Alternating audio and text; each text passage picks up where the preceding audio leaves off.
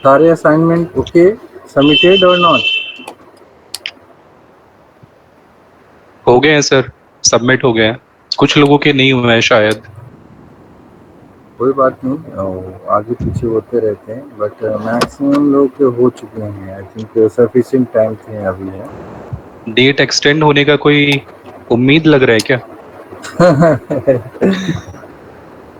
देखिए, हो ना हो, अगर जितनी जल्दी असाइनमेंट जमा करेंगे, आपके पास दूसरे काम के लिए भी और समय है देने के लिए। जैसे कि ब्लॉक वाइज आपके क्वेश्चन पेपर जो हम लोगों ने डिस्कशन कर चुके हैं, हम्म। वो, और दूसरे की जो आपका जो इंस्टीट्यूट से ऑर्गेनाइजेशन में काम करते हैं, उधर भी आपको ध्यान देना है। बट असाइनमेंट्स ज़्यादा इस पे ऐसा नहीं है कि बहुत ज़्यादा लेंदी है, बट वही एक टाइम टेकिंग तो है। आपको हर पेपर पे 7 क्वेश्चन 8 क्वेश्चन एटलीस्ट हैं। इसके लिए आपको पर असाइनमेंट पेपर में आपको एक पेपर पे एक दिन तो लग ही जाएंगे हम्म। मिनिमम। तो आई थिंक 7 और 8 है, यानी कि अगर पर डे अगर एक असाइनमेंट्स कंप्लीट करते हैं question paper, then okay. Otherwise ज़्यादा इस पे बर्डन नहीं लेना है, बस एक पर डे एक रेगुलर बेसिस पे आपको इसको थोड़ा सा अटेंशन देनी है कि हमारा जो एग्जामिशन हो वो बेटर हो। देखिए, एग्जामिशन में आप कितना भी नॉलेज रखते हो,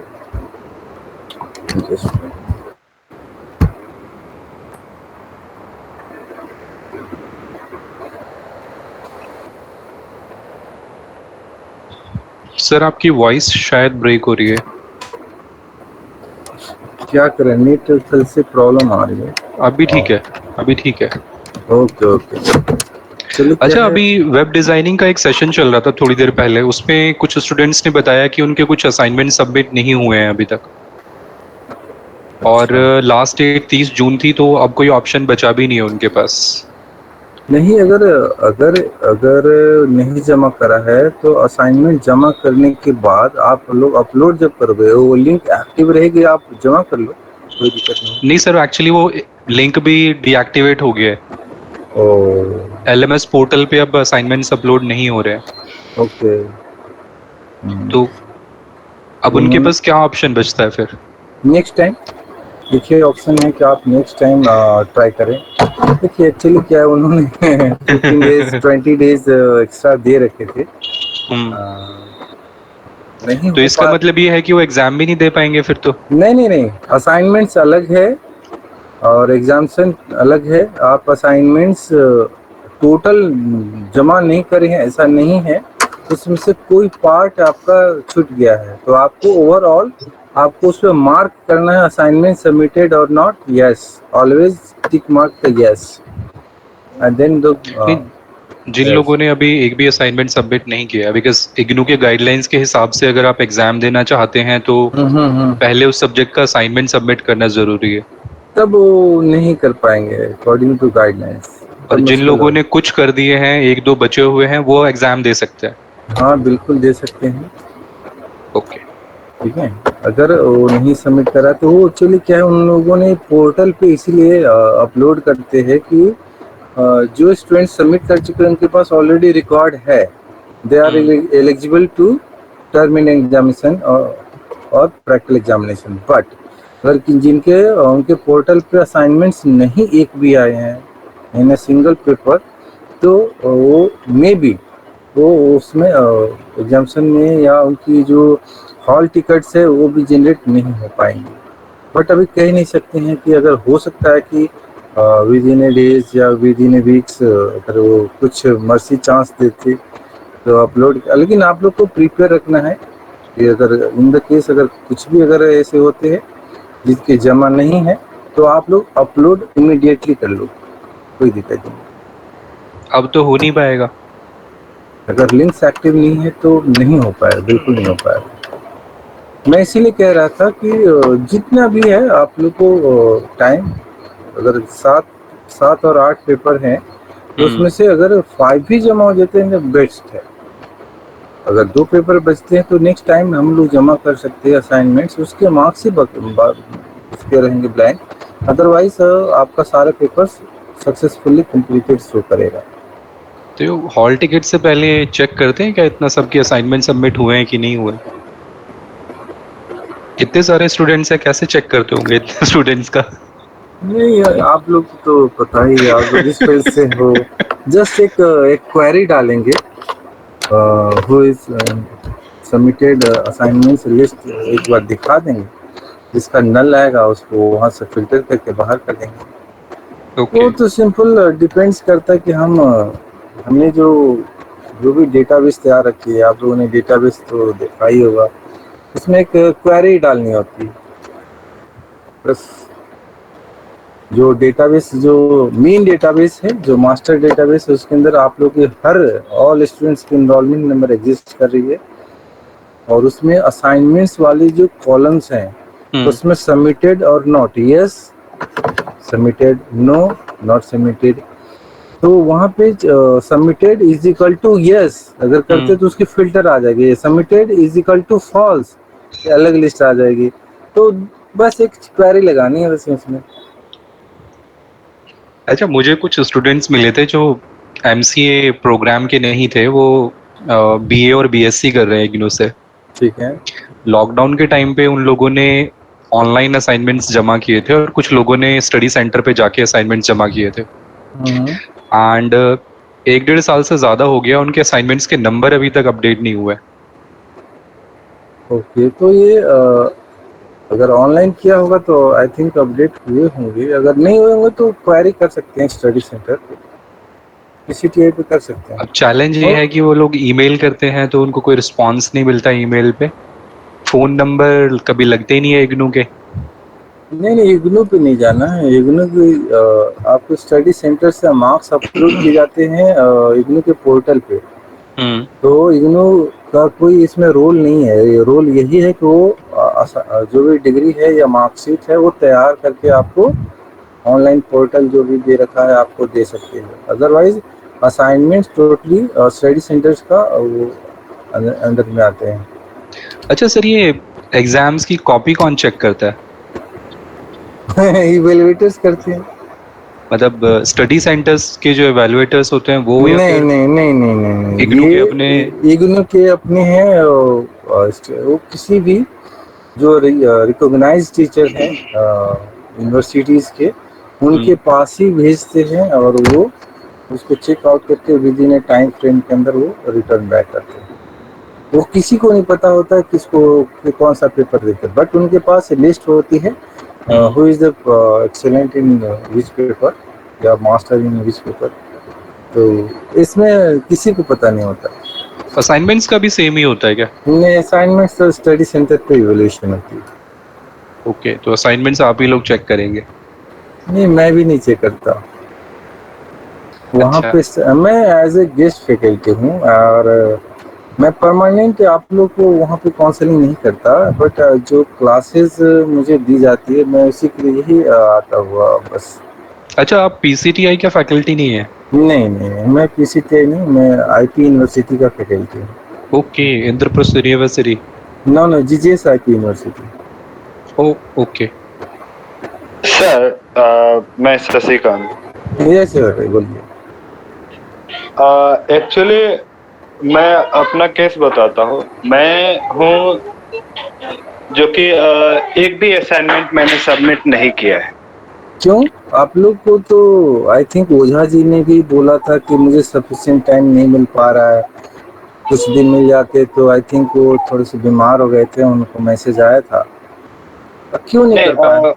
उनका अलग केस है, मेरा ये पर्सनल मैटर है। तो मैं एक भी असाइनमेंट पूरा नहीं कर पाया हूँ, और ऐसे केस में अगर मैं री रजिस्ट्रेशन करता हूँ तो री रजिस्ट्रेशन हो जाएगा, लेकिन अब यहाँ पे सेंस मेरा ये है कि अब जो मैं एग्जाम में नहीं बैठ सकता, राइट? तो इसके लिए फिर अब दिसंबर में ऐसा होगा जो फर्स्ट सेमेस्टर का जो होगा उसमें मुझे अपडेट करना पड़ेगा।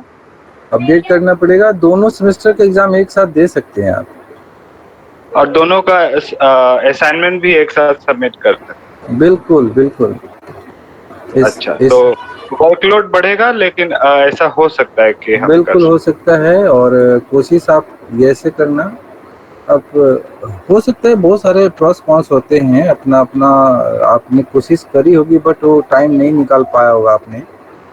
बट जी कोई बात नहीं कि अब नेक्स्ट टाइम दिसंबर में जो भी एग्जामिनेशन होंगे या जनवरी में होंगे, आप उसके एटलीस्ट जो भी लिंक अभी आप करना कि आपका जो असाइनमेंट्स करेंट वाला है उसी को आप रखना, उसी को अपलोड कर देना दैट टाइम। अगर जी वो विद इन ए 1 ईयर की जो भी असाइनमेंट आती है तो आप कोई भी जमा कर सकते हो। आप लोग तैयार करके रखना। फिर भी जब आप लोग बैठे मत रहना, क्योंकि नेक्स्ट सेमेस्टर का भी जो असाइनमेंट्स है उसे भी आपको पूरा करने पड़ेंगे। Exactly sir. तो कैन एक और चीज पूछना है, जैसे कि एक साल के लिए, मतलब from January to December, assignment semester 1 का एक ही रहेगा, राइट? वो नेक्स्ट ईयर ही चेंज होगा। नेक्स्ट ईयर ही चेंज होगा, बिल्कुल सही कह रहे हो आप। ओके ओके, तो दैट मीन्स इसी असाइनमेंट जो मैं जिस पे काम कर रहा हूँ वही दिसंबर तक मैं फर्स्ट सेमेस्टर पे एड कर सकता हूँ। अगर वो नेक्स्ट सेमेस्टर में असाइनमेंट दूसरी अपलोड नहीं करते हैं तो, अगर वो अपलोड अगर करते हैं दूसरी असाइनमेंट सेकेंड सेमेस्टर के लिए, तो आपको सेकेंड वाला बनाना पड़ेगा नया। ओके, तो मुझे वो भी चेक करना पड़ेगा। बिल्कुल ऑलवेज। अब हाँ, शशि जी, सेफ तो यही रहेगा कि अभी असाइनमेंट्स आप ना करें। जैसा कि सर बोल रहे हैं कि असाइनमेंट्स चेंज हो सकते हैं नेक्स्ट सेमेस्टर में, तो आपकी डबल मेहनत हो जाएगी अदरवाइज।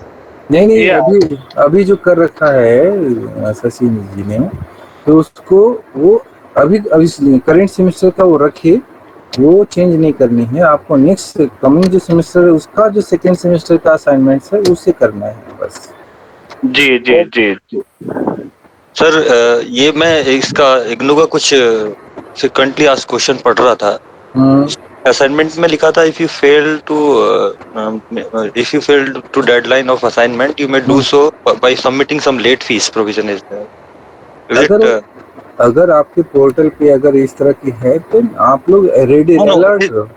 ये पोर्टल पे नहीं है सर, ये कहीं मैं जस्ट एक जो फ्रिक्वेंटली आस्क्ड क्वेश्चन थे उसमें ये चीज मिल रही थी, तो वो कैसे होती है पता नहीं।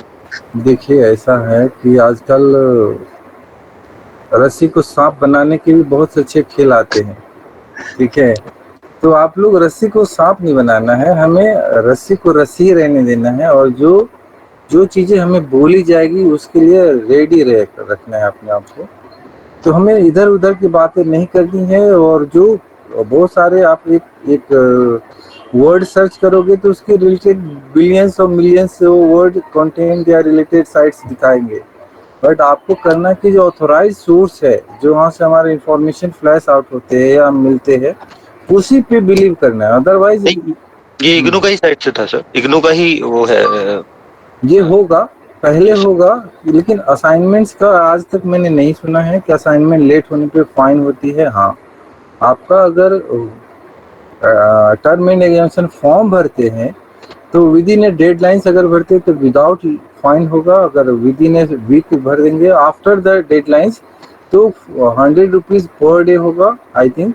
एंड अनदर यानी कि एग्जामिनेशन टाइम से बिफोर द 10 डेज या 7 डेज करते हैं तो 1000 रुपीज पेनाल्टीज होंगी आई थिंक। तो दैट टाइम वो अलग चीज़ है। लेकिन असाइनमेंट्स के लिए ऐसा कुछ भी नहीं अभी तक मैंने सुना है जो आप बता रहे हो, ठीक है? क्योंकि सर ये हाँ बोलिए। इग्नू का ये साइट आई थिंक डाउन है जिसपे ये प्रीवियस ईयर्स के क्वेश्चन पेपर दिए होते हैं। अब आप लोग का MCOL पिछले साल ही स्टार्ट हुई है। मुझे तो इसके बारे में डिटेल ऐसा ज़्यादा पता नहीं है। तो अब इसके क्वेश्चन पेपर भी ज़्यादा होंगे भी नहीं। अगर जिसके एमसीए का पास तो होगा सर, जो पुराना वाला प्रोग्राम था एमसीए का, आई थिंक सब्जेक्ट्स तो सेम ही है उसके। नहीं, सब्जेक्ट्स आप लोग का 3 इयर्स वाले अलग है, 2 इयर्स वाले अलग हैं। जो 2 इयर्स वाले हैं आप लोग को जस्ट एक सिमिलर कंटेंट है, सिलेबस भी एक आई थिंक वही है। मैं अभी थोड़ी देर पहले एक आप लोग का एक थर्ड सेमेस्टर का बैच है, क्लाउड कंप्यूटिंग का। मैं उसकी क्लास ले रहा था अभी, आर प्रोग्रामिंग में बच्चों को सिखा रहा था। तो उसके बच्चों को कई चीज़ें हैं लैब करवाने के लिए। तो आप लोग को भी आई थिंक नेक्स्ट सेमेस्टर में, आई थिंक थर्ड सेमेस्टर में आप लोग को ये चीज़ें होंगी। वो चीज़ें सर एक चीज मुझे पूछना है कि फर्स्ट सेमेस्टर और सेकंड सेमेस्टर का एग्जाम ओवरलैप तो नहीं होगा कभी, जिससे कि ऑलवेज नॉट, कभी नहीं होते हैं ऐसे। एक पेपर का एग्जामिनेशन ओवरलैप नहीं होते, बट वन शिफ्ट में होते हैं, सेकेंड शिफ्ट में भी होते हैं। आप लोग को मैनेज ये करना है कि आपको सेम डे अगर 2 एग्जाम आते हैं तो फर्स्ट शिफ्ट में दे सकते हैं और अनदर सेकेंड शिफ्ट में। ऐसा कभी नहीं होता है कि 2 पेपर एक साथ आ जाए। Okay great, thank you. Sir ऐसा हो सकता है अगर आपने फर्स्ट सेमेस्टर के एग्जाम नहीं दिए हैं और सेकंड सेमेस्टर में ही दोनों एग्जाम्स आप अटेम्प्ट कर रहे हैं, तो पॉसिबिलिटी नहीं हो सकती उस टाइम पे क्लैश की? दैट टाइम हो सकती हैं, बट वो लोग ऐसा करते हैं कि मैक्सिमम जो क्लासेस हैं, जो आप लोग जैसे ऑनलाइन 2 इयर्स के कोर्सेज वाले हैं, उनके पेपर्स इस तरह से रखी जाती हैं कि ताकि ओवरलैप न करे एक साथ। जैसे फर्स्ट सेशन की है तो फर्स्ट सेशन में पहला पेपर हो, सेकेंड सेशन में दूसरा पेपर हो, ऐसे सेम डे दे सकते हैं। बट ऐसा कभी नहीं होता कि आपका फर्स्ट सेशन में ही दोनों पेपर आ जाए, फर्स्ट सेमेस्टर के भी पेपर, सेकेंड सेमेस्टर के भी पेपर।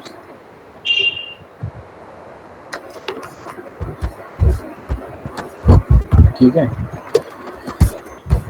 और कोई क्वेरी है तो आप लोग बताओ, क्योंकि आई थिंक ये आपका लास्ट क्लास है इसकी। सर ये एग्जामिनेशन फॉर्म अभी तक ऑनलाइन स्टूडेंट्स के लिए नहीं आया है और एग्जाम इसी मंथ के लास्ट वीक से शुरू होने वाले हैं आई थिंक 29th है, I think 29th July. But हमारे लिए एग्जामिनेशन फॉर्म अभी तक रिलीज नहीं हुआ है।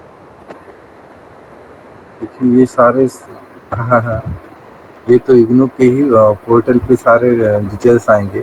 यहाँ तो मेरे पास, जैसे मैंने बताया, मेरे पास इंफॉर्मेशन आपसे रिलेटेड केवल क्लासेस की आती है और किसी भी चीज़ के बारे में मुझे नहीं पता होता। हाँ, क्वेरी करके बोल सकते हैं जो रेगुलर कोर्सेज वाले, जैसे कि 3 ईयर कोर्स वाले स्टूडेंट्स हैं, स्टडी सेंटर पे उनकी जो कोई भी नोटिफिकेशंस आती है तो उनके पास होती है। बट आप लोग जो ऑनलाइन पोर्टल के लिए अलग ही उनका है, मैंने पूरा पूछा था कि आपका सारे के सारे चीज़ें आप लोग को पोर्टल के अकॉर्डिंग ही काम होते हैं। तो ये चेंजेस होंगे तो पोर्टल पे दिखाएंगे, और नहीं होंगे तो स्टडी सेंटर से कुछ भी नहीं बता पाएंगे। अगर वो आती हैं, एक्टिव होती हैं तो, लेकिन आप कंटिन्यू वॉच करते रहो, विजिट करते रहो साइट्स। आपको कभी ये आप जो गया आपको विद इन 10 डेज आप लोग को लिंक एक्टिव हो ही जाएंगे किसी भी तरह। 10 डेज, विद इन 10 डेज, क्योंकि अभी समय ज़्यादा बच्चा नहीं है।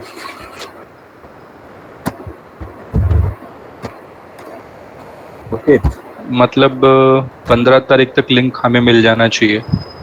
बिल्कुल मिल जाएंगे। तो सर एग्जामिनेशन फॉर्म फिल करेंगे उसके लिए भी कम से कम यूनिवर्सिटी 1 हफ्ता 10 दिन का टाइम तो देगी स्टूडेंट्स को। हाँ, बिल्कुल देगी। उसके बाद फिर टाइम ही कहाँ बचता है उसमें ये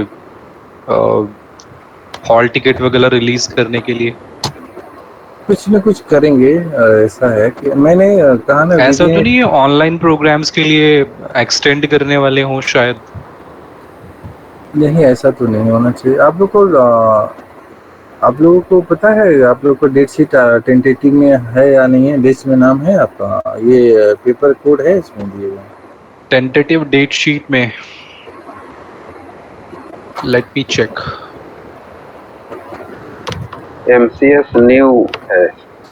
MCS न्यू है, पेपर कोड उसमें देखते हैं। हाँ सर, वो MCA ऑनलाइन और MCA ODL दोनों का पेपर कोड तो सेम है। जैसे पेपर 2 पकड़ लीजिए, दोनों का मतलब ऑनलाइन में और ODL मोड में दोनों का पेपर कोड सेम ही है।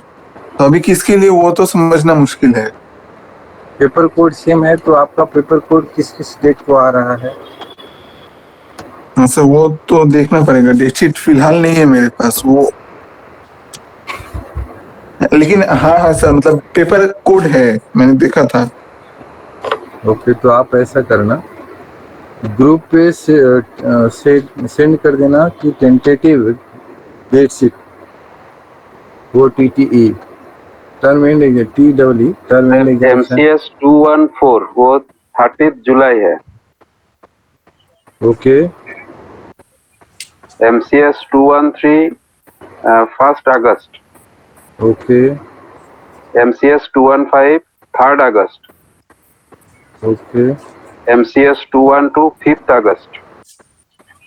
फिफ्थ अगस्त, यानी MCS 211 18 अगस्त।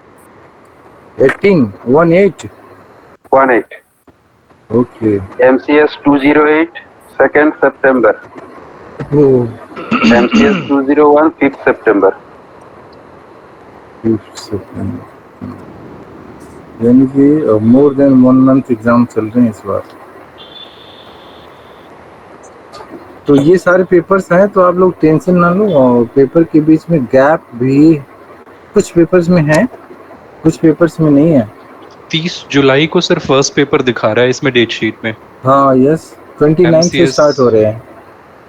तो उसके हिसाब से तो ज़्यादा टाइम बचा भी नहीं है अभी तक। अगर एग्ज़ाम फॉर्म ही नहीं भरा गया तो अच्छा अच्छा, तो आप लोगों ने अभी चेक करा है? आज चेक करा है आप लोगों ने? आज है 3 जुलाई है। आप देखिए, नेक्स्ट कमिंग मंथ जो है उसमें आपको लिंक आ जानी चाहिए, एक्टिव हो जाएगी। लेकिन आप ज़्यादा पैनिक न हो, आप लोग को एग्जामिनेशन लेंगे, और जब लेंगे तो फॉर्म भर जाएंगे।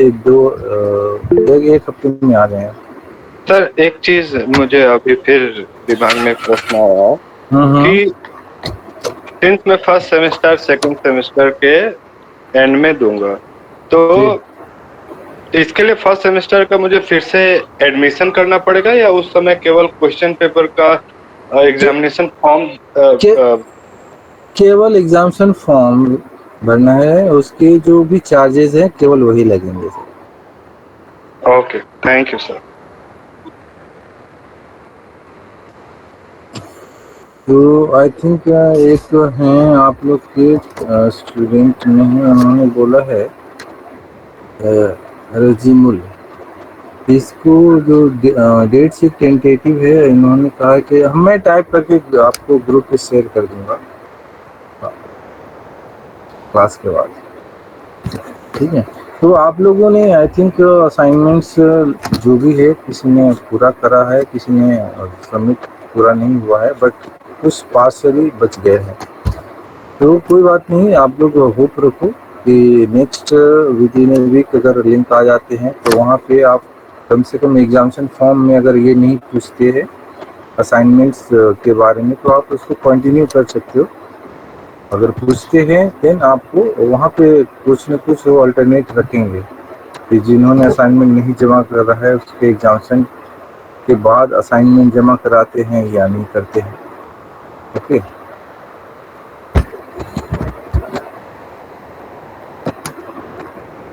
एक्चुअली क्या है कि ये जो 2 इयर्स और 3 इयर्स जो MC प्रोग्राम है, इसमें थोड़ी सी क्या है, कॉम्पैक्ट ज़्यादा हो गई है। ऑनलाइन वाले कोर्सेज की असाइनमेंट्स भी थोड़े से ज़्यादा बड़े हैं, और जो उन्होंने पेपर सेमेस्टर में सिलेक्शन रखा उस भी ज़्यादा है। आई थिंक टोटल पेपर 6 और 8 कितने हैं? आप सही कह रहे हैं सर। एक्चुअली ये ऐसा लग रहा है ना कि जो रेगुलर स्टूडेंट है उनके लिए डिजाइन किया हुआ है। जैसे सुबह शाम वो पढ़ाई कर रहे हैं तो ठीक है, वो अगर नंबर नहीं लाते हैं तो फिर पिटाई भी खा सकते हैं, लेकिन हमारे लिए तो मतलब कि ये हैट्रिक है। मतलब अब सैटरडे संडे भी क्लासेस चलती है, तो फिर अब पढ़ा कब जाए और बीवी बच्चों को समय कब दिया जाए, बड़ा समस्या हो गया था। ये कोर्स जब इनरोल करते हैं उसी समय थोड़ा सा एक बार सोच लेना चाहिए था कि हमने एडमिशन नहीं, हमने सोचा था, लेकिन मई मंथ से शुरू हुआ, उसके बाद पूरा हैट्रिक हो गया। अब अगर ये चीज जनवरी से शुरू हुई होती या फरवरी से एटलीस्ट शुरू हुई होती, तो फरवरी मार्च अप्रैल ये 3 महीने हमारे यूं ही नहीं निकल जाते। कोई बात नहीं सर, नेक्स्ट सेमेस्टर जितने भी आएंगे उसमें आई थिंक इग्नू वाले कोशिश कर रहे हैं वो साथ साथ चले, यानी कि जो गैप बीच में 3 मंथ्स का आ गया है उसको थोड़ा सा मिनिमाइज करने के लिए। कोरोना ने सबकी लाइफ की थोड़ी सी जिग जैग बना दी है, even life courses and all other things जितनी भी आप देखो, तो लोग मैनेज कर रहे हैं बहुत ज़्यादा अपने आप को, क्या करते हैं, एडजस्ट कर रहे हैं। इसमें जितने भी कोर्सेज है आप उसी से रिलेटेड, कोरोना इफेक्टिव के रिलेटेड आप लोग का एमसीए ऑनलाइन कोर्सेज 2 इयर्स के स्टार्ट हो गए इसी रीजन से। कुछ नहीं, प्रॉब्लम जो आपका है शशिकांत जी वो लगभग सभी का है। तो इसमें से जो स्टूडेंट्स हैं जो ऑलरेडी जॉब कर रहे होते हैं उनके साथ भी सेम प्रॉब्लम है, और जो मैरिड हैं उनके साथ तो उनसे डबल ट्रिपल प्रॉब्लम है, और जो अभी जॉब हंट कर रहे हैं, जो रेगुलर स्टडी कर रहे हैं, उनके लिए थोड़ी सी कॉम्प्लिकेशन कम है। ओके, बट मैनेज सभी को करना है, अदरवाइज लाइफ का मीनिंग ही यही है। ओके, और कोई क्वेरी है तो आप लोग पूछ लो। अरे आप लोग का ये लास्ट शेड्यूल्ड क्लास है ये इस पेपर का? आप लोग पास कोई शेड्यूल्ड है, आप लोग को ग्रुप में आया होगा तो आप लोग चेक कर लो, अगर यही है तो। और अदर कोई क्लासेस हैं या नहीं?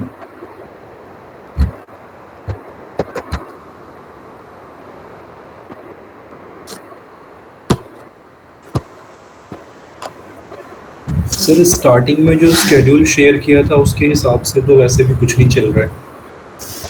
अच्छा, उसके हिसाब से नहीं, कुछ भी नहीं चल रहा है? नहीं, वो क्लासेस शफल करते रहते हैं इधर उधर, तो हर वीक का शेड्यूल हर वीक भेजते हैं व्हाट्सएप ग्रुप में।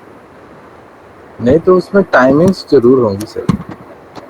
आई थिंक मुझे याद है कि आप लोग का जो जून में स्टार्टिंग हुई थी, आई थिंक 7 जून से ऑनवर्ड ऐसा ही कुछ है, तो आई थिंक इसका आपको 4th क्लासेज होगी इसकी, तो मे बी।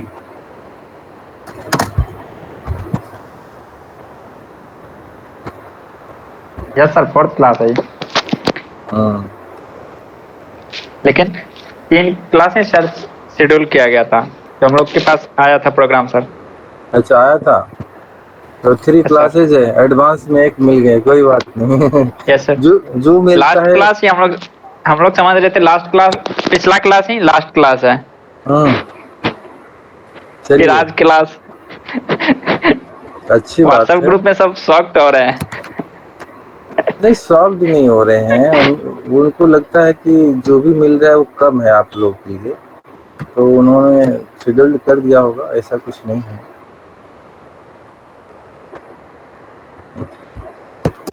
तो परमजीत, आपका सारा असाइनमेंट सबमिट हो गया सारा? यस सर, सारा सबमिट हो गया, लेकिन एक तो प्रीवियस ईयर का ना सबमिट हो गया सर, वो प्रॉब्लम सॉल्व नहीं हुआ सर। ठीक है, मेल करते करते थक गए सर। नहीं कुछ नहीं करना, मैंने तो आपको उस दिन भी बताया था कि आपको ज्यादा पैनिक नहीं होना है, अगर हो गया तो हो नहीं, गया। बस समझ गए सर, या तो 0 या तो 1, समझ गए सर। लाइफ में ज्यादा टेंशन लेने से कुछ नहीं होता, अगर सर फोड़ने से किसी का भला हो जाए तो सारे लोग सर फोड़ ले, ठीक है जी सर। करना कुछ नहीं है, जब वो हमारे पास अपॉर्चुनिटी आएगी दोबारा तो हम लोग उसको यूज कर लेंगे। तो ये आप लोग का आई थिंक एडिशनल क्लास है अकॉर्डिंग टू शेड्यूल्ड। तो ये देखिए, आप लोगों ने IPR का नाम सुना होगा, ये ब्लॉक नंबर 2 और ये ब्लॉक नंबर 1 मीन्स कुछ चीजें हैं, जैसे कि हम लोगों ने आप लोग को मैंने IT रूल्स को ग्रुप में शेयर किया था, IT act 2000 and rules of IT information technology. Yes sir. Okay, तो ये हमारे पास ये जितने भी अभी मैंने दिखाया था, ये सारे के सारे रूल्स फॉर इंफॉर्मेशन टेक्नोलॉजी। इसके अंदर सारे डेफिनेशंस दी गई कि what is the computer, what is a computer system, what is a computer network, each and every things.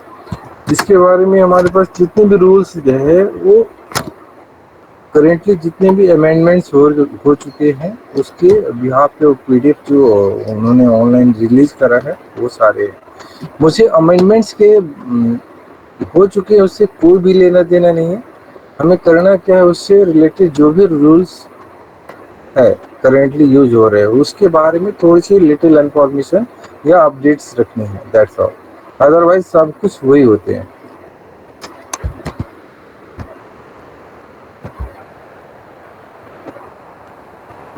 ये सारे के सारे रूल्स फॉर इंफॉर्मेशन टेक्नोलॉजी में just like the definitions, okay. इसके अंदर आपने देखिए सारे के सारे दे रखे हैं कि 17 अक्टूबर 2000 को उन्होंने ये सारे के सारे नोटिफिकेशंस आए थे। ये सारे डेफिनेशंस हैं, एक्ट है, एजेंट्स हैं, ये जितनी भी हमारे वर्ड्स यूज हो रहे हैं आईटी एक्ट के अंदर वो सारे इसमें आएंगे, ठीक है। तो ये सारे एग्जामिनेशन पर्पज से इम्पोर्टेंट नहीं है, बट एक उन्होंने तो एक साथ जो दे रखे हैं कॉपी पीडीएफ में वो सारे के ये है, उसमें सारा प्रोसीजर रखा है उन्होंने। ओके, हमें ये चीज नहीं पढ़नी है। आईटी एक्ट हमारे पास ये है, ओके। और इसके अंदर हमारे पास रूल नंबर 66, जो रूल नंबर 66 है हमारे पास ये आते हैं, यहाँ से शुरू होती है। तो जितने भी रूल्स है रूल नंबर 65 इम्पोर्टेंट आपके लिए है, रूल नंबर 61 to 70 ये सारे के सारे इम्पोर्टेंट है। और जो जितने भी हमारे पास आते हैं इसी से आते हैं क्वेश्चंस। अगर नहीं आ रहे हैं तो जरूर वो ज़्यादा प्रायोरिटी नहीं है, उसकी ज़रूरत नहीं है टर्म एग्जामिनेशन के लिए या उसके पर्पज से वो क्वेश्चंस इम्पोर्टेंट नहीं है।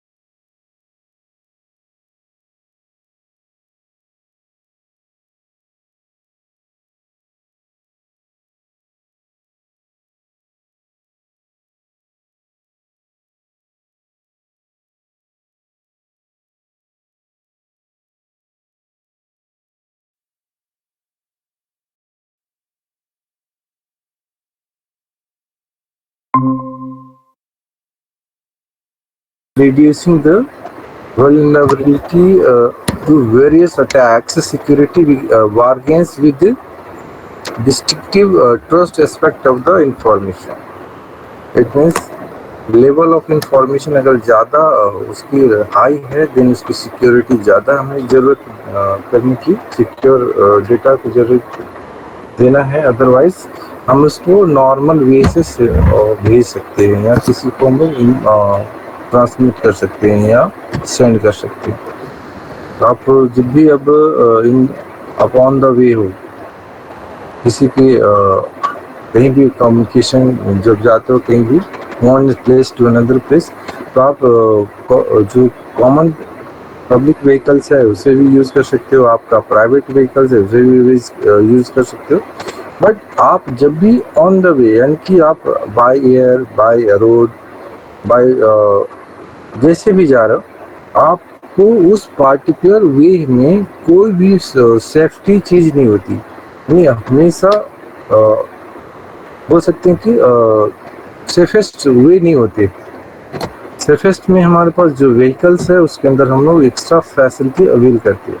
इट मीन्स कि हमारे पास कार के अंदर नंबर ऑफ बैलेंस हैं, एंड कि इन द केस अगर किसी भी तरह का हमारे पास कार के अंदर कोलिजन होती है, कार दूसरे कार के साथ कोलिजन होती है व्हीकल के साथ, तो उस टाइम पे हमारे पास नंबर ऑफ बैलेंस जो ओपन होंगे वो कितने जो मेंबर्स जो कार्स के अंदर बैठते हैं या जो पर्सन बैठते हैं उसको कितनी सिक्योरिटी वो प्रोवाइड होती है।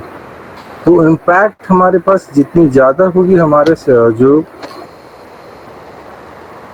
उसके अगेंस्ट रिकवरी भी हमारे पास उससे ज़्यादा क्रिटिकल हो जाएगी। तो जितने भी हम लोग सिक्योरिटी मैनेजमेंट की बात करते हैं तो यहाँ पे उन्होंने दे रखे हैं 6 principle of the security management. First is availability, second is integrity of data or system, third is confidentiality of data or a system, fourth is accountability, and fifth number is assurance, and last is privacy. It means these are 6 principles or rules for security management. Security management, all types of security. Okay.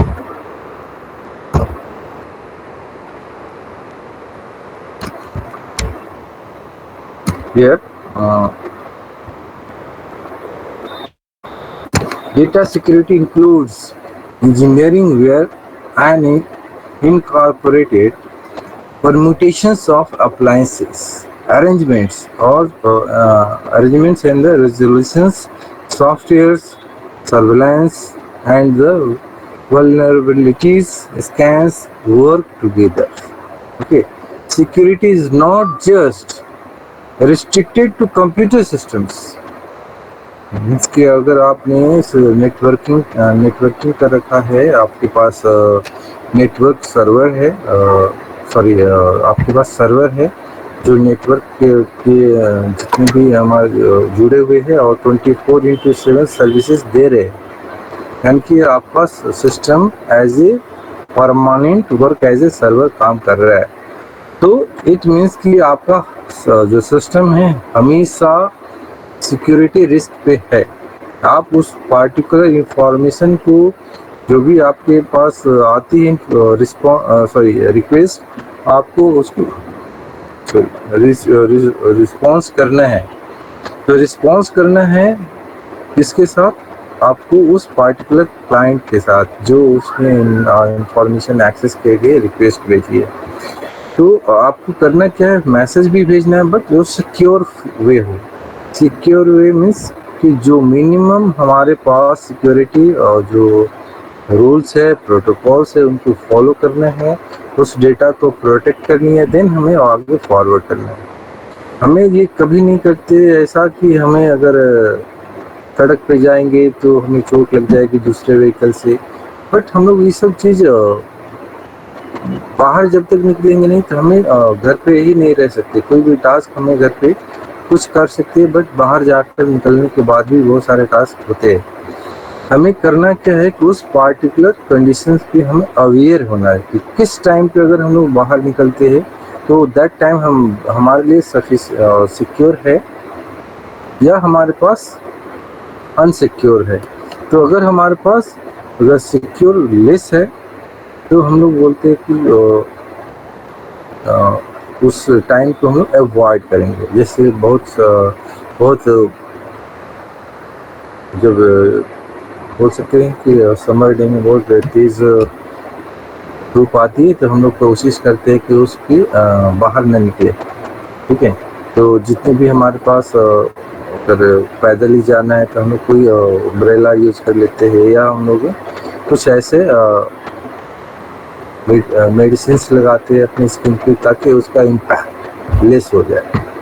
Security not just restricted to computer systems, it applies to all perspectives of securing data or information. आपने देखो यहाँ पे data और information, before processing raw facts and figures and after the processing data, all things in whatever structures. Security is accomplished utilizing a few methodologies at the same time or utilized in blend with one another. Okay?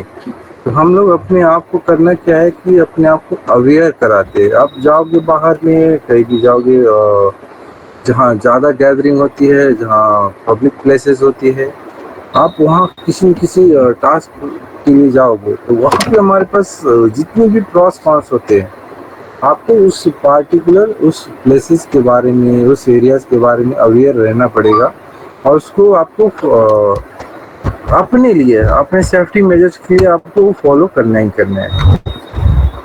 Okay, तो कोशिश करना है हमें क्या कि कम से कम जो security जो प्रिंसिपल्स में से बोल सकते एटलीस्ट हमें ये चीज़ें फॉलो करनी है। यानी कि हमारे पास अवेलेबिलिटी होनी चाहिए, इंटीग्रिटी ऑफ डेटा और सिस्टम होनी चाहिए, कॉन्फिडेंशियलिटी होनी चाहिए कि जो चीज़ हम भेज रहे हैं उससे वही चीज़ उसको मिले जो हमने भेजा था। अभी क्या होता है कि जो चीज़ें हम लोग इन मीडिया में सुनते हैं उसी का मॉडिफाइड या रेप्लिकेशन करते हैं, बट अपने तरीके से करते थे, वही हमारे पास क्या होती है मीनिंग चेंज हो जाती है। बहुत बार जो हम लोग बोलते हैं उसकी मीनिंग चेंज हो गई, जो हमने ओरिजिनल डेटा जो सुना था उसकी इंटरप्रिटेशन अलग कर देते अकॉर्डिंग टू और IQ या जो हमने समझा उसी के बिहार पे। तो जब हमने उसी को आगे फॉरवर्ड करते तो दैट टाइम हमारे पास ये रिस्क ये होती है कि हमने जो जितना समझ में आया वही हम लोग उसको फॉरवर्ड कर रहे हैं, बट जो ओरिजिनल कंटेंट है उसके बारे में एनालिसिस नहीं करते कि ओरिजिनलिटी वो क्या था और हम जो भेज रहे हैं वो क्या है। तो हमारे पास जब कंप्यूटर साइंस के अंदर इसी चीज़ को अवॉइड करने के लिए हम लोग ये सारी चीज़ें करते हैं कि हम लोग एटलीस्ट जो भी डेटा या इंफॉर्मेशन सेंड कर रहे हैं उसी वही ओरिजिनल फॉर्म होनी चाहिए जो हमने भेजा था। दैट मीन्स कि sender CRC is equal to receiver CRC, means data accepted, otherwise data rejected. Data rejected means sender CRC not equal to receiver CRC, it means data rejected. It means आपने देखा होगा कि इतने सारे जो हम लोग डेटा सेंड करते हैं उसके बाद हमारे पास डेटा हमारे पास जैसे ही हमारे पास डाउनलोड होती है उसको ओपन करते हैं। तो ओपन करने के बाद एक अगर डेटा के अंदर कोई भी हमारे पास CRC एरर आ रही है, उसकी वैल्यू चेंज आ रही है, आप ऐसे समझो तो उसकी अगर हैश वैल्यू चेंज हो रही है तो हमारा वो हैश वैल्यू अगर मैच नहीं करती सेंडर के हैश वैल्यू से तो हमारा वो डेटा एक्सेप्टेड हमारा ऑपरेटिंग सिस्टम या डिवाइस नहीं करता, वो रिजेक्ट कर देता है। जैसे आप करोगे ओके बटन वो वहाँ से डिस्कार्ड हो जाएगी। तो कोशिश यही करते हैं हम लोग कि जो हमारा कंटेंट है उसमें मॉडिफिकेशन जो इंट्रूडर्स के थ्रू हो रही है वो मिनिमाइज कर सके। हम लोग हैकर्स को रोक नहीं सकते, वो किसी भी तरीके से हमारे नेटवर्क के किसी भी फॉर्म में हो सकती है। Okay, Another topic is security audit. Security audit means number of facilities जिसको आपको उस ऑर्गेनाइजेशन या जितनी भी हमारा सिक्योरिटी जो अथॉरिटीज़ है वो उस पार्टिकुलर ऑर्गेनाइजेशंस और सिस्टम्स के लिए जो दे रखे हैं एटलीस्ट वो हमें फॉलो करनी ही करनी है। अगर वो फॉलो करते हैं इट मीन्स ओके, अदरवाइज आपको फिर क्या करना पड़ेगा, उसके ऑडिट में ये चेकआउट करते हैं कि हमारा जो डेटा ब्रीचेस हो रही है या हमारे जो कंपनी की जो डेटा मिसप्लेस हो रहे हैं वो रीज़न क्या है, क्या हमारे सिस्टम के अंदर सिक्योरिटी फीचर्स जो हमने लगा रखे हैं वो सफिशिएंट नहीं है या अपडेट्स नहीं है। हमें करना क्या है कि उस पार्टिकुलर चीज़ को हमें एक बार रिव्यू करना। ऑडिट का मतलब होता है रिव्यू करना। आपने देखा होगा अकाउंट्स की ऑडिट होती है पर एनम, हमारे पास जितनी भी फाइनेंशियल जितनी भी हमारे पास एजेंसीज है या जो हमारे पास डिपार्टमेंट्स है सारे वो अपने with in a month, with in A 6 month, with in A years उनकी फाइनल एक ऑडिट होती है। पर मंथ होती है बट उसको बोल सकते हैं हमारे पास टेम्प्रोरी, उसको पर डे का बोल सकते हैं, पर मंथ का ही बोल सकते हैं, लेकिन फाइनली जब हम लोग मैचिंग करेंगे with in A weeks, with in a month, with in A years के लिए, तो हमें जो हर मंथ का जो डेटा है वो फाइनली हमें मैच करनी चाहिए। जैसे हम लोग अभी ने बोला कि sender CRC is equal to receiver CRC always match होनी चाहिए, देन डेटा हमारे सिस्टम से जो सेंड कर रहा है वही वो रिसीवर वो एक्सेप्ट करेगा, अदरवाइज वो नहीं कर पाएगा। Security audit is a vital part to access the security strength of data frameworks and system for any organization. Okay, and is this where the determination of the foremost suitable security auditor could be an important choice due to its exponentially particular and the specialized nature. Security examination is often outsourced. अब जैसे ही आप लोग आप देखते हो कि जो हम लोगों ने काम करते हैं तो काम करने के बाद जो हम लोग फाइनल जो रिपोर्ट आती है किसी भी, आप जैसे हमने बोला कि फाइनेंशियल जो इंस्टीट्यूशंस है या ऑर्गेनाइजेशन है ये ऑडिट करवाती है। ऑडिट जो करने वाले पर्सन्स और डिपार्टमेंट्स या अथॉरिटीज़ हैं वो उस डिपार्टमेंट से यानी कि उसी कंपनी के डिपार्टमेंट से बिलोंग नहीं करते, वो ऑटोनोमस होते हैं और वो हमारे जो ऑर्गेनाइजेशंस है वो उससे बिलोंग नहीं करते। देन जब भी ऑडिट करेंगे तो बिना किसी प्रेशर का, बिना किसी डेटा को मैनिपुलेशन को सारे का सारा ओरिजिनल जो रिपोर्टिंग होती है वही करते हैं।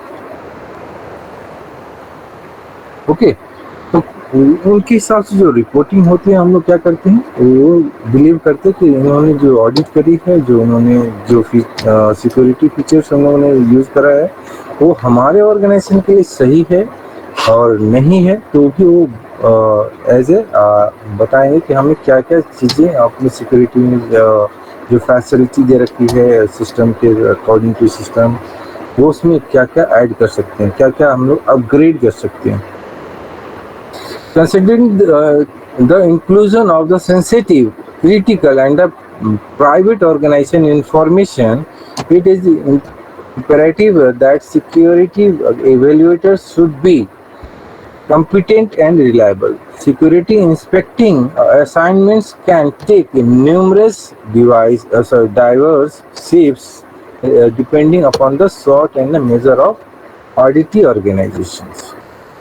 ये सारे लोग ऐसे नहीं कर सकते। ऑडिट करने वाले एक ऑर्गेनाइजेशन या अथॉरिटी होती है वही हो, और अगर आप उसको कहते हो ऐसा अपने ऑर्गेनाइजेशन के लिए फॉर अपने ऑर्गेनाइजेशन को आगे बढ़ाना है या उसके बारे में सही जो डेटा होता है उसकी एनालिसिस करनी है तो हमें उस पार्टिकुलर ऑर्गेनाइजेशन को हायर करनी पड़ती है। It is recommended that audit contracts be settled only upon the discussion with auditee officially authorized contractual specialist after consultation with the auditors. Security auditing under the risk management plan may be conducted as a separate task or part of the risk assessment process. अब हमारे पास जितनी भी सारी चीजें आ रही वो सारी चीजें है, बट रिस्क मैनेजमेंट एनालिसिस उसके पार्ट में आती है और उसको हमको चेकआउट करना है। तो हमारे पास as a considered as a separate task risk analysis में बोलते हैं कि अगर हमारे पास कोई मैंने बिजनेस करा या किसी भी फॉर्म में हमने पैसा लगाया तो हमारा कितना जो मनी स्पेंड करी है इन्वेस्ट करी है वो मनी हमारे पास रिटर्न बैक एटलीस्ट कितना दे सकता है। अगर हमारे पास ज़्यादा फ्लोटिंग में हमने रखा हुआ है जो पर डे टू डे वो फ्लोट करता रहता है उसकी प्राइसेस या उसकी वैल्यू, तो हमारे पास ज़्यादा रिस्क है। अगर हमने मिनिमम फ्लोटिंग में रखा या फिक्स भी रखा है तो हमें वो चीज़ें क्या होती है, हमें उसमें रिस्क कम होती है और वो हमें जो वैल्यू देंगे आफ्टर द मैच्योरिटी वो हमारा फाइनल वही होगा जो उसने पहले बता रखा था। Security auditing under the risk management plan में B conducted as a separate task or a part of the risk assessment process. Okay, security audit give a reasonable and computable way to scrutinize how secure a site really is. This assessment is designed to for which one? There are three parts. Create a security benchmark for your organisations. अब आपको जैसे कि आपने इग्नो का site खोलोगे आपको तो हमारा सिक्योर साइट वो हमारा अगर हमारा सिस्टम के अंदर एंटीवायरस है तो क्या करेगा, this is not your secure site, please block और कंटिन्यू। तो जैसे आपको कंटिन्यू करना है तो क्या करेंगे, रीज़न क्या है, हमारा जो सर्टिफिकेट जो इशू करती है साइट्स के लिए वो सर्टिफिकेट की टाइम पीरियड्स ओवर हो चुकी है। ओवर हो जाने के बाद ये सारे मैसेजेस आपके सिस्टम पे शो करेंगे। अगर उसके हम लोग अपग्रेड करते हैं अपडेट करते हैं सर्टिफिकेट जो साइट सर्टिफिकेट्स हैं वेबसाइट सर्टिफिकेट्स, देन वो जो हमारा जो चेक जो प्रोटोकॉल जो सर्टिफिकेट चेक प्रोटोकॉल से तो उसको फिर वैलिड बनाएगी, देन आगे वो कंटिन्यू करेगी। Identifying the second point is identifying the qualities and the shortcomings of the current security areas. Third one is prioritize the ensure that present the most serious hazards. अगर किसी को अगर security system लगा हुआ है, किसी के पास एंटीवायरस लगा है, किसी के पास फायरवॉल्स लगा है, तो कभी भी इस साइट्स जो हमारा इनसिक्योर साइट्स है या जो हमारा सर्टिफिकेट की जो लाइसेंस ओवर हो चुकी है, टाइम पीरियड लैप्स कर चुके हैं, उस साइट को भी ओपन करने की परमिशन नहीं देते। तो ये हमारे पास इसीलिए करते कि हमारे पास ये थ्री एटलीस्ट चीज़ें होती हैं।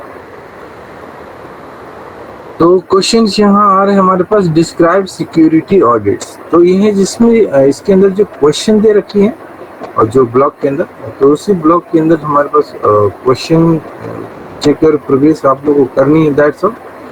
और आपको कोशिश करना है कि हमें वो चीज़ें ब्लॉक डायग्राम एक छोटा सा बनाकर उसको ऑन पेपर प्रेजेंट करें। ओके,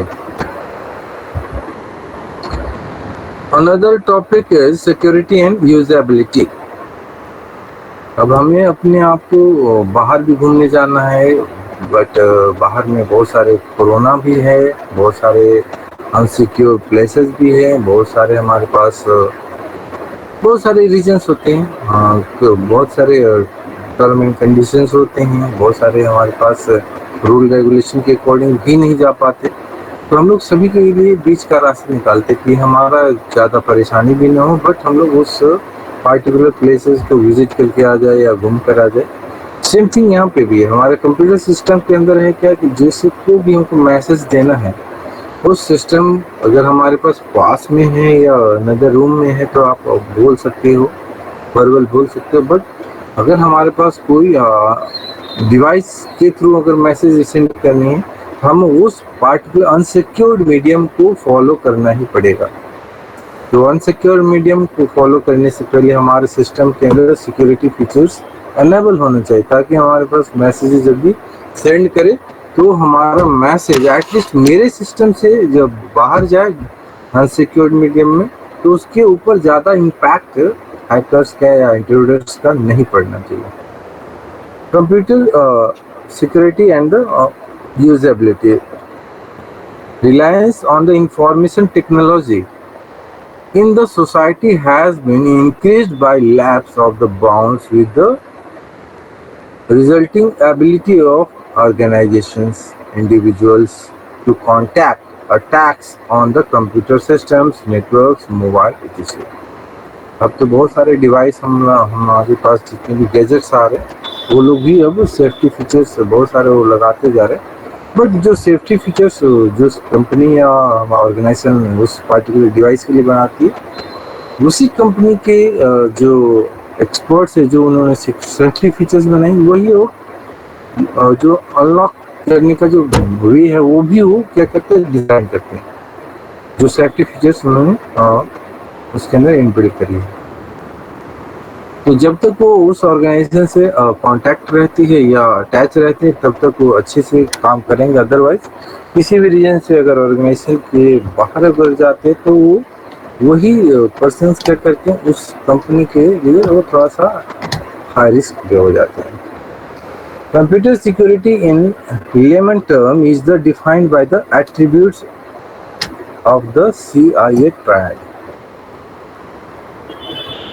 ओके, तब किसी को लिए अगर बोला जाए कि ये चीज़ें क्या है, तो बोल सकते हैं कि ये सारे के सारे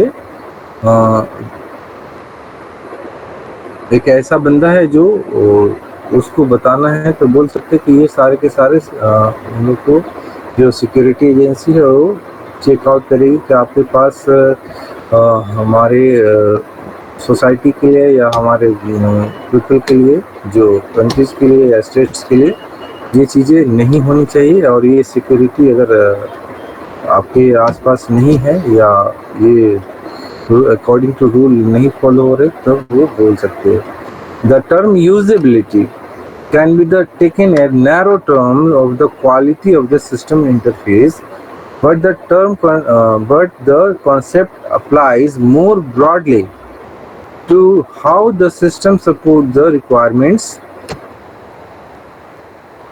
of the users। आप जितना भी साइट पे रहोगे, आप जितना भी हमारा डिवाइस यूज करो, जितना भी नेटवर्क एक्सेस करो, नेटवर्किंग की ये सारे के सारे हैं, तब तक हमारे पास सही होते जब तक हमारे पास अनप्लेजेंट इवेंट नहीं हो जाते। ठीक है, तो जैसे कि आपने कभी देखा होगा, जब भी हम लोग ट्रांजेक्शन करते हैं तो हम लोग डिजिटली आजकल पेमेंट ज़्यादा करते हैं, तो कहीं भी हमारा QR कोड होते हैं, तो वो भी QR कोड हमारे पास अनसिक्योर हो सकते हैं। अगर हमारे पास ऑथोराइज जो प्लेस है, उस पार्टिकुलर प्लेसेस की उसको एक एक्नॉलेजमेंट करानी पड़ती है कि this is your QR code और नॉट। अदरवाइज आपने जैसे स्कैन करके पेमेंट करी, वो आपको जिससे पेमेंट करी उसको न जाकर थर्ड पर्सन पे चली जाती है। बहुत बार ऐसा होते है, जैसे आप किसी शॉप पे जा रहे हो, कहीं पे जा रहे हो, तो कोई जो हैकर्स हैं या जो इंट्रूडर्स है क्या करते हैं, वो इतनी फाइन से वो जो QR कोड है वो कट करके उसकी जगह पे वो पेस्ट कर देते हैं। तो जब भी कोई बंदा फटाफट जाना है कि जल्दी से पेमेंट करनी है, उसने पेमेंट करी, इतना अमाउंट वो चला गया। तो बाद में क्या होगा, फिर वो उस पार्टिकुलर ऑर्गेनाइजेशन या एजेंसीज या जो शॉप्स कीपर है उसको वो चीज़ें नहीं मिलती, तब आपके लिए प्रॉब्लम हो जाती है। फिर आपको डबल पेमेंट करनी पड़ती है, क्योंकि आपका रिकवरी तो हो नहीं सकती है दैट टाइम, तो आपको फिर वो पेनल्टी एज ए बोल सकते हैं कि होगी। तो हम लोग को यूज़ करना है वो सिस्टम भी, हमें वो हमारे पास भी यूज़ करना है, बट अपनी अवेयरनेस के थ्रू। अगर हम लोग अवेयर रहेंगे, अगर कहीं भी जा रहे हैं, कहीं भी आइज एंड ईयर्स हमेशा ओपन रखनी है, एंड और ज़्यादा नहीं, और हमें अलर्ट मोड में एटलीस्ट हमें रहना ही चाहिए। Usability through dealing with the quality of system interface. Also include the terms user experience. सारा में क्या कहते हैं किसी भी ऑर्गेनाइजेशंस में अगर एक्सपीरियंस पर्सन्स है तो उनको ज़्यादा प्रायोरिटी देते हैं, अगर एक्सपीरियंस नहीं है तो उनको लो प्रायोरिटी होती है। लेकिन अगर एक्सपीरियंस वाले बंदे नहीं मिल रहे हैं तो लो प्रायोरिटी वाले जो एक्सपीरियंस वाले पर्सन्स हैं उसी को वो हायर करते हैं, थोड़ी सी वो रिस्क होती है उनको रखने पे। Refers to this case with which a user can access or use a product or a website. Okay. The official ISO 9241-11. This is a part 11. Okay. 9241 ISO rule number 9241 part 11. Definition of usability is the extent to which a product can be used by a specified users to achieve a specified goals with effectiveness, efficiencies, and the satisfactions in a specified context of use. Okay, it means the usability. Thus, usability deal with the following outcomes. Okay, first is a website or product should be easy for a users. Okay, so that they can navigate such websites without unnecessary hindrances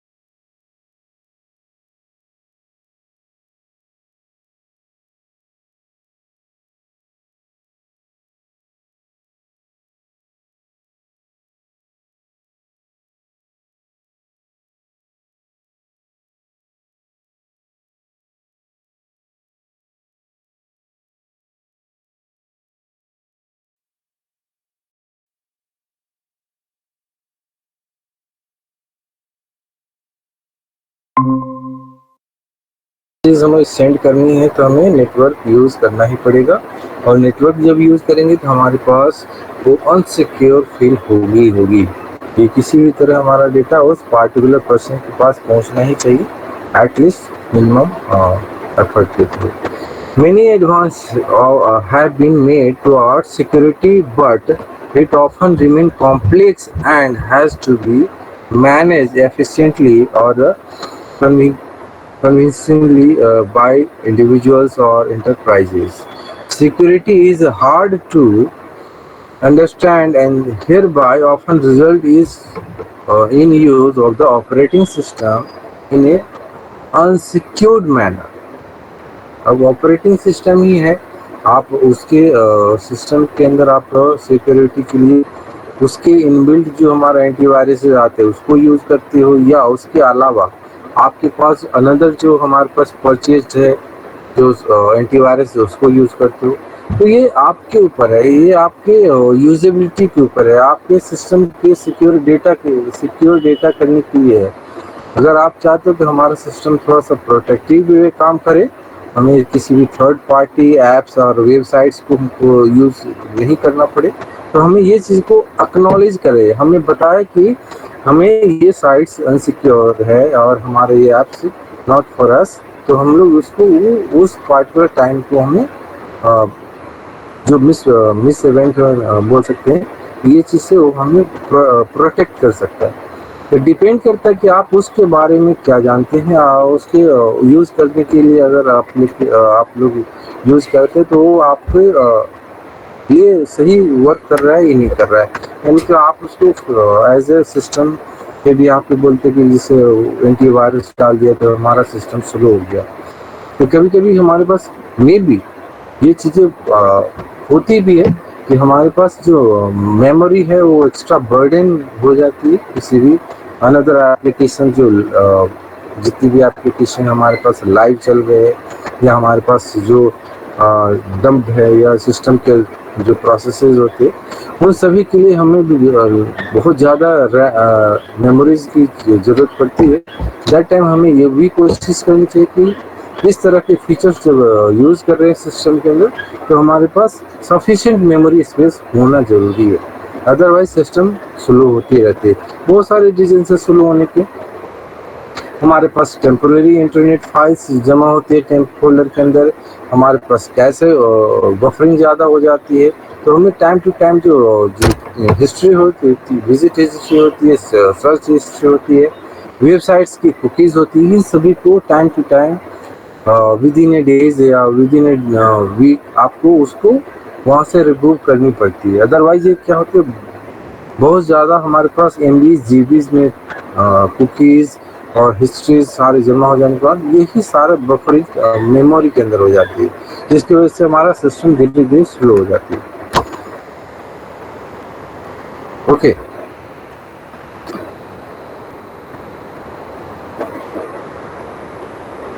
security is hard to understand and hereby often resulting in use of operating system in an unsecured manner. Therefore, security technologies have been developed in such a manner wherein system administrator have primarily responsibility of maintaining security protection. तो administrator कौन है आपके system का?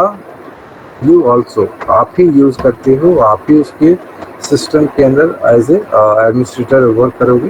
तो जब भी आप लोग उसको एज ए एडमिनिस्ट्रेटर की तरह यूज करो तो आपको ही ये सारे सिक्योरिटी फीचर्स आपको इसमें इनबिल्ट करना है, और कैसे यूज करना है ये आप पे डिपेंड करता है, आपके एक्सपीरियंस पे डिपेंड करता है। Through the security protection have been enhanced in various ways to protect a data system from a malicious attacks. At times, such security protections tends to be clumsy and awkward, resulting in the obstacles to get work done, resulting in the security protections being disabled or bypassed by user. बहुत बार ऐसा होता है कि हमें वो चीज़ें अपने system पे इंस्टॉल करनी है, ऐप्स करनी है इंस्टॉल, तो उसके जो बिहेवियर्स होते हैं ऐप्स की, सिक्योरिटी जो हमारे पास एप्लीकेशन से वो क्या करे, इजीली ट्रैप करते हैं। अगर उसके थोड़ी सी भी अनयूजुअल बिहेवियर्स होती हैं एप्लीकेशन या ऐप्स के, तो वहीं पे उसके फाइल्स को डिस्ट्रॉय कर देते हैं। तो फिर आपको इस चीज़ को अगर बाईपास करनी है, उसको अगर आपको घर पे यानी सिस्टम पे लाना ही लाना है, तो क्या करना पड़ेगा, तो आपको कुछ न कुछ सेक्रीफाई करने पड़ेंगे। कैसे? तो अब जैसे आप अपने एंटीवायरस को क्या करोगे, कुछ समय के लिए वो प्रोटेक्शन ऑफ करोगे, रियल टाइम प्रोटेक्शन ऑफ करोगे। जो रेडियो बटन से आप उसको ऑफ ऑन वाले जो कंडीशंस होती है उसको ऑफ करने पड़ते हैं। जैसे ऑफ करोगे देन दैट टाइम वो ऑटोमेटिकली वो इंस्टॉल हो जाएंगे। जैसे हमारा प्रोटेक्शन एनेबल होगा, फिर भी अगर वो आपका रिकॉग्नाइज करता है कि these are hazards for us और सिस्टम्स, फिर अगेन वो वहाँ से रिमूव करेगा फाइल। तो ये आप पे डिपेंड करता है कि उस पार्टिकुलर सिस्टम को आप कैसे यूज करते हो, आप उसके सिक्योरिटी फीचर्स आपने इनेबल कर रखी है, तो लेवल कौन सा है, स्टैंडर्ड लेवल है, रिकमेंडेड है, हाँ हाई लेवल है। Okay, this leads to end user often engaging in action, knowledgeably or unknowingly compromising the security of the computer system or contribute to attacks by hackers। ये छोटे छोटे जो अब कभी भी आपने देखा होगा, कोई भी मिस हैपनिंग होती है वो छोटी सी एरर से शुरू होती है। अगर आप देखो कि कोई बड़ा सा रोड एक्सीडेंट्स होते हैं, तो यही एक फाइनली आउटकम आती है कि जो ड्राइवर है उसको हल्की सी नींद आने लगी थी। तो जैसे हल्की सी नींद आई तो फ्रैक्शन ऑफ सेकेंड्स में सारा काम खत्म हो जाती है। तो ये हमारे पास क्या है, जब भी शुरू होती है कोई भी हमारे पास मिस हैपनिंग, ये start from small errors. Okay, therefore the security and the usability are attributes that trade off against each other. Usability decides if protection of a system is strong or not. वही है कि हमें चाट पकौड़े बाहर के खाने हैं, छोले भटूरे बाहर के खाने हैं, गोलगप्पे बाहर के खाने हैं, तो हमें थोड़ा सा क्या करने पड़ेगा,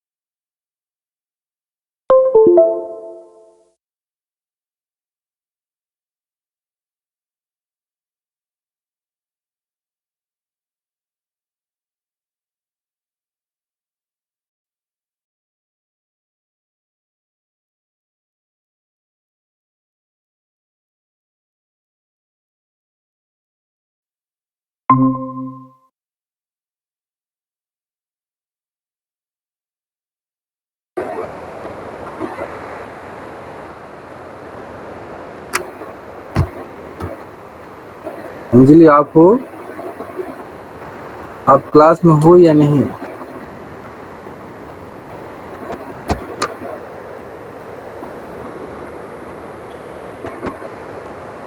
अच्छा, लॉगिन करके कहीं पे जाके सो जाने में भी ऐसा होता होगा कि किसी ने अगर पूछना नहीं है, किसी ने कंप्यूटर ऑन नहीं करना है, तो कुछ नहीं है परेशानी, अपना लॉगिन किया, अपना अटेंडेंस रिकॉर्ड हो ही रही है। हमें करना क्या है, हमें अपने आराम से कान में ईयरबड्स डाल देने हैं, फिर उसके बाद से जो क्लास ले रहे हैं वो अपना बोलते रहेंगे, हम लोग अपना सुनते रहेंगे। बट ज़्यादा ये सही नहीं है, कभी कभी सही है बट ये ज़्यादा सही नहीं है।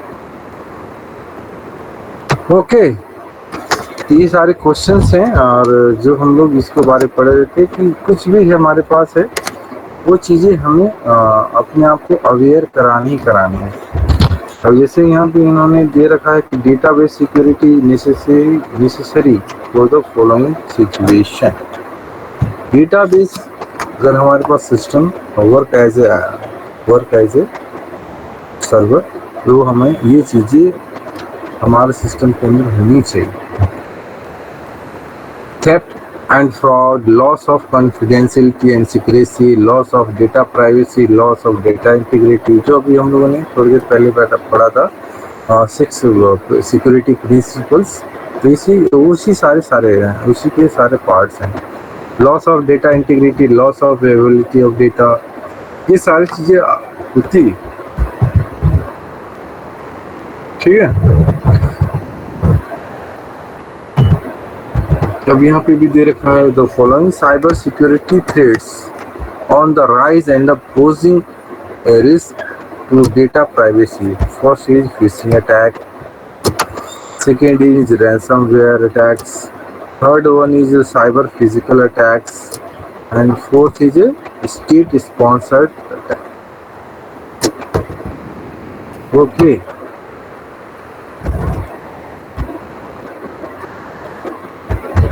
There is a data security consideration that one should be aware of. What is access security? Okay. आपके घर में कौन कौन बंदे बाहर से आ सकते हैं, बाहर का मतलब फैमिली, बियॉन्ड द फैमिली। तो हमारे पास ये डिसाइड धोबी वाला आएगा, घर में काम करने वाले बंदे आएंगे जो सफाई झाड़ू या बर्तन करते होंगे, या हमारे पास जो पेपर वाले आते हैं, या जो हमारे पास जो प्लम्बर्स हो गए, या हमारे पास कुछ इलेक्ट्रिशियंस हो गए, जो ऑथराइज जो उसी को हम लोग अलाउ करते हैं। अदरवाइज हमें वो पार्टिकुलर जो हमारे पास हाउस प्रेमिसेस है उसके अंदर और किसी को जो अननोन पर्सन है या उसको हम लोग एंट्री नहीं देते हैं।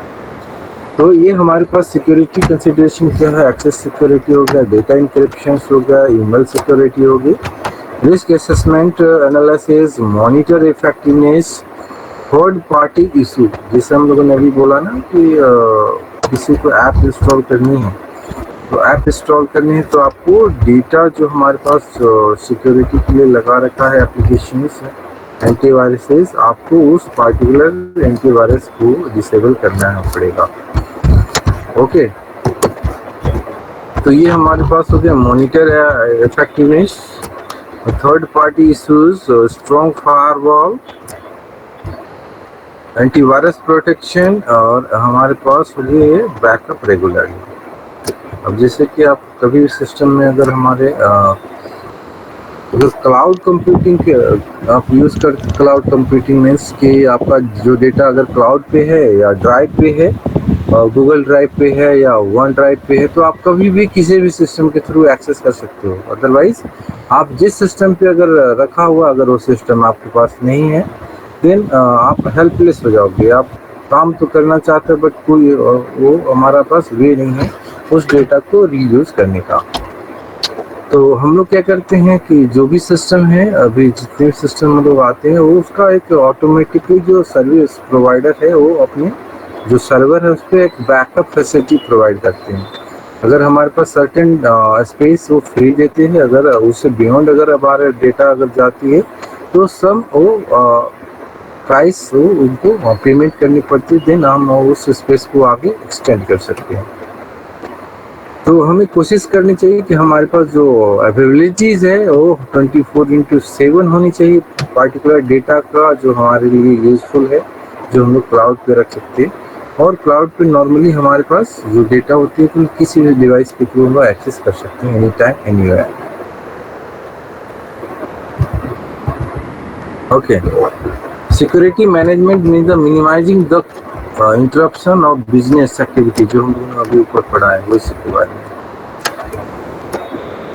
ओके, ये सारे के सारे चैप्टर्स हैं और ज़्यादा कुछ नहीं है, सब फाइनली जितने भी हम लोगों ने देखा है उसके बारे में यही निकल रहे हैं कि जितने भी कंप्यूटर साइंस आप पढ़ लो, जितने भी हमारे पास इम्प्लीमेंटेशन कर लो, आपके साथ जो भी इंफॉर्मेशन है आप रेगुलरली अपने आप को अपग्रेड करना है, अपनी नॉलेज को भी अपग्रेड करना है, आपको अपने सिस्टम को भी अपग्रेड करना है with the help of software और hardware also.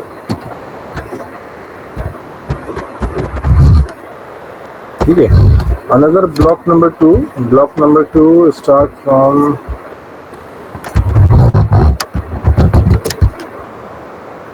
regulation of the cyberspace. What is the meaning of cyberspace? Anyone can explain it?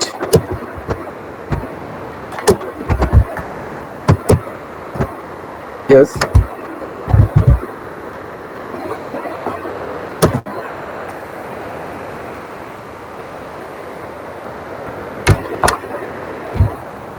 आप लोग हो या निकल लिए?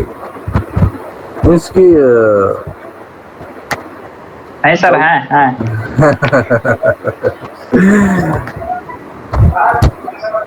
आप लोग हो तो फिर बोलो।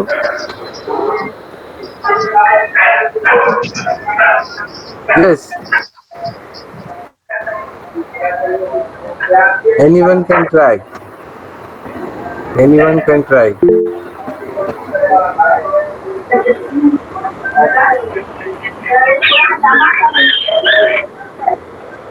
What is the meaning of cyberspace?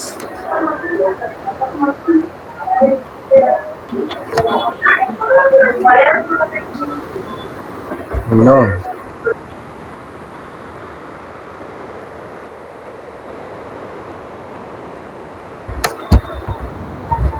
No one interested in this topic.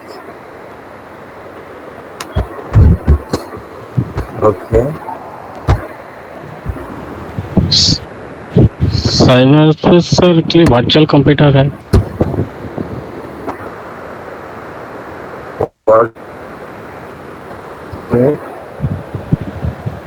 जो इलेक्ट्रॉनिक और ऑनलाइन के लिए यूज होता है। Virtual computer. ओके, अगेन कोई दूसरे लोग आप बता सकते हो what is the meaning of cyber space? आप बोलो, और कोई ट्राई कर सकते हो?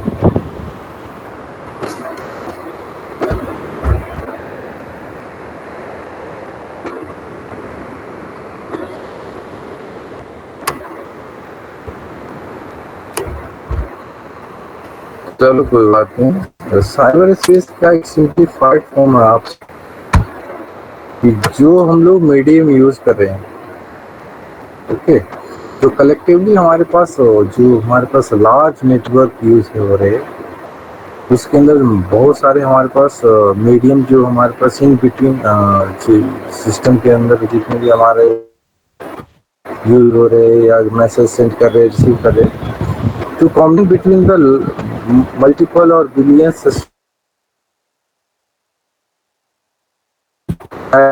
स्पेस कम्युनिकेशन के लिए जो भी हम लोग मीडियम यूज कर रहे हैं इस बार। ओके,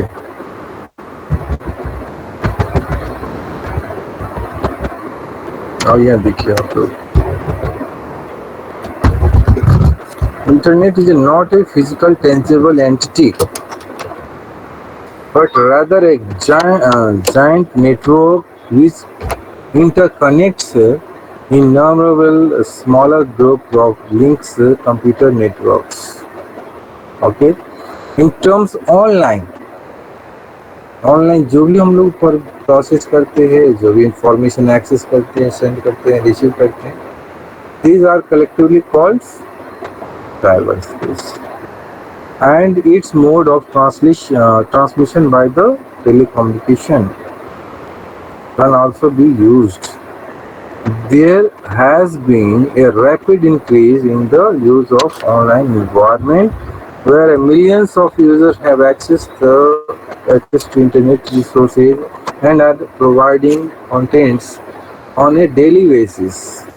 हम लोग जो सेल फोन पे जो लॉगिन कर रखे हैं एंड्रॉयड एंड iOS, कंटिन्यूस हमारे पास जो डिवाइस है और हमारे मेल्स, हमारे मैसेजेस वो सर्चेज होते रहती है, वो बार बार वो अपने आप को रीचेक करते हैं कि हमारे पास कोई भी इनबॉक्स के अंदर कोई भी मैसेजेस आ तो नहीं रहे, आ रहे तो नोटिफिकेशंस वो शो करते हैं हमारे डिवाइस के सिस्टम पे।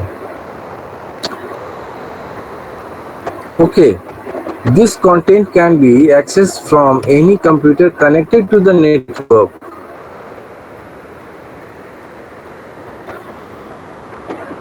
Though the content may be actually stored on a number of different computers or servers, which need not be in the same jurisdictions as the person who is accessing the materials. Internet users may be completely unaware where the resource being accessed.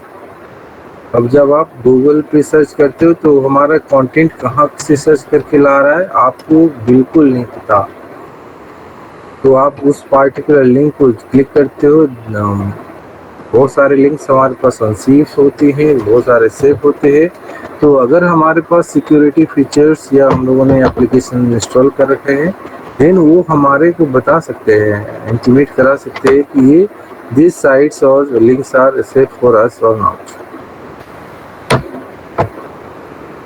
Okay,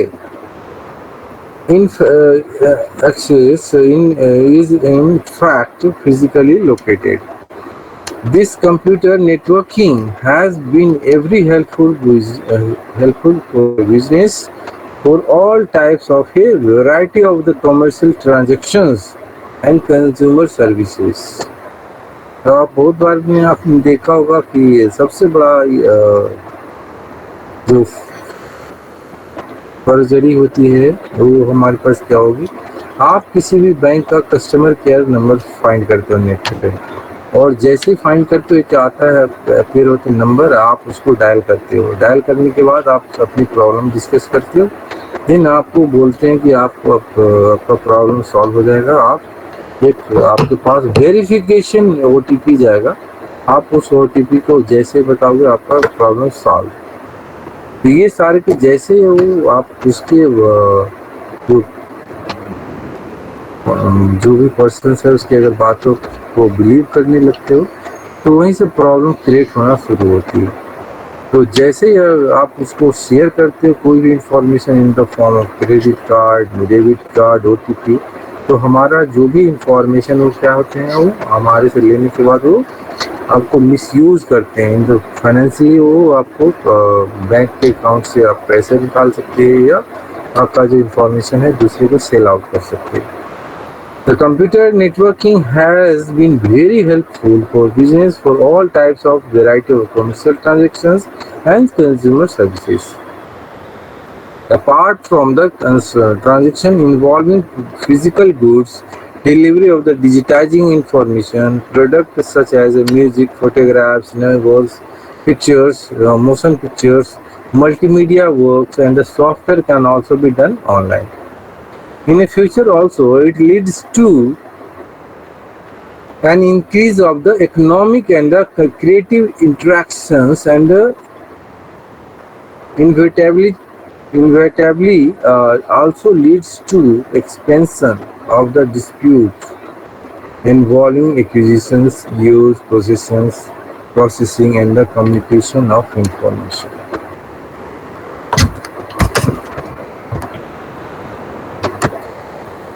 okay, बहुत सारी ये सारी चीज़ें हैं, बहुत सारे उन्होंने दे रखा है।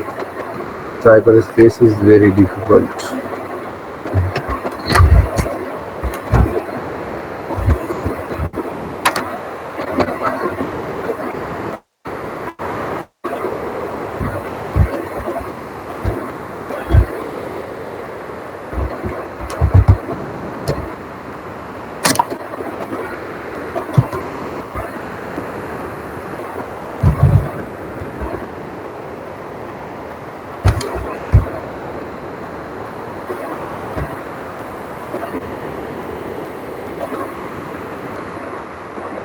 the real purpose of our study is to stress the need for regulation of cyberspace and the possibility and scope of its regulation.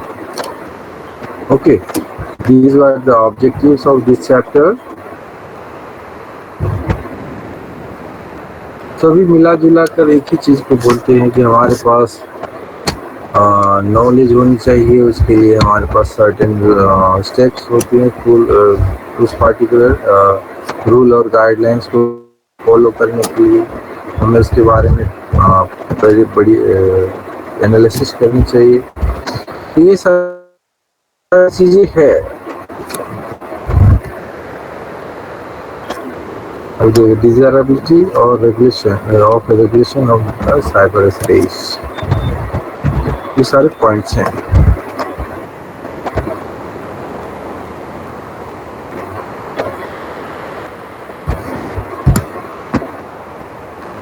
और बताओ आप लोग कुछ any idea, any queries, any problems?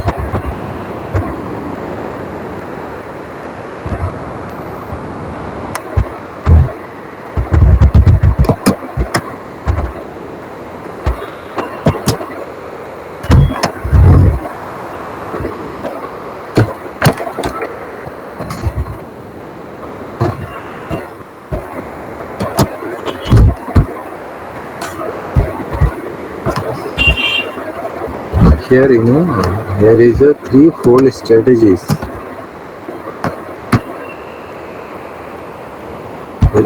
for the regulation of the internet.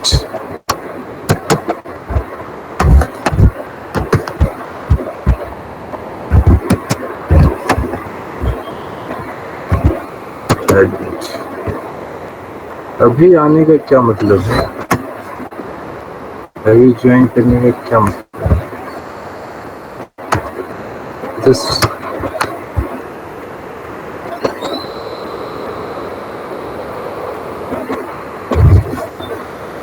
Okay, here is the threefold strategy for internet regulation of the internet. Okay, first is privatizations. Second is proprietizations, and third is technological control. To the technological control, the system is to be designed. That is it called threefold rules.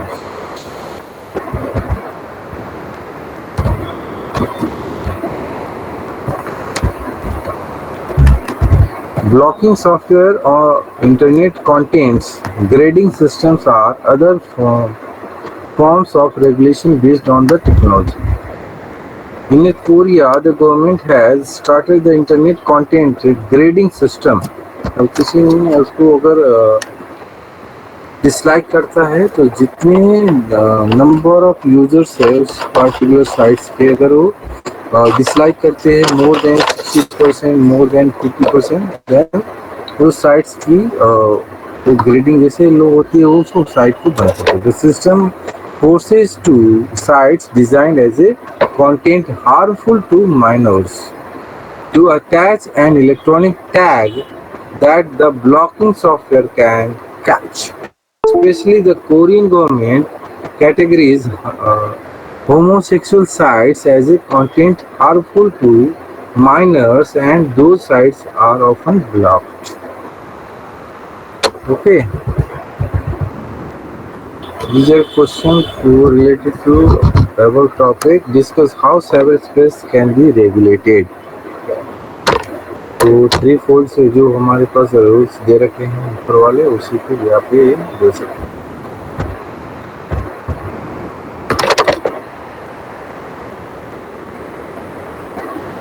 Okay, legal and safe regulatory framework हमारे पास ये है।